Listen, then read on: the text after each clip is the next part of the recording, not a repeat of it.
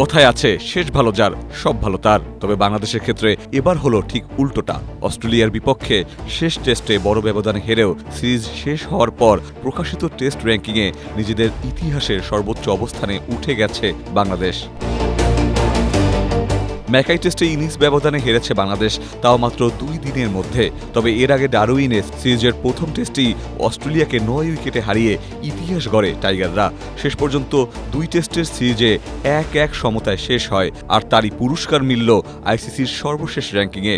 এক লাফে ৩ ধাপ এগিয়ে বাংলাদেশের অবস্থান এখন ৬ নম্বরে। টেস্ট ক্রিকেটে নিজেদের ইতিহাসে এটাই সর্বোচ্চ।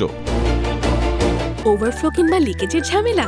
ঠিক এই সমস্যার সমাধানে এসেছে স্মাইল বেবি ডায়াপার। এর সুপার অ্যাবজর্পশন টেকনোলজি এখন দেয় ৩০% বেশি শোষণ ক্ষমতা।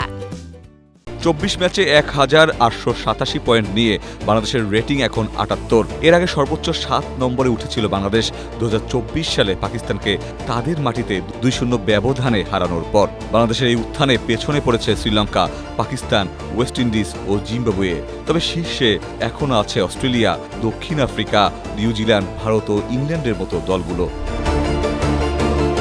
সিরিজ জেতা হয়নি, কিন্তু অস্ট্রেলিয়ার মাটিতে এক জয় আর সমতায় শেষ করা সিরিজই বাংলাদেশের টেস্ট ইতিহাসে লিখে দিল নতুন রেকর্ড। র্যাঙ্কিংয়ে ৬ ওঠার এই অর্জন এখন বাংলাদেশের টেস্ট ক্রিকেটকে নিয়ে তৈরি করেছে নতুন প্রত্যাশা। ইখতিয়ার বকুল, এশিয়া পোস্ট।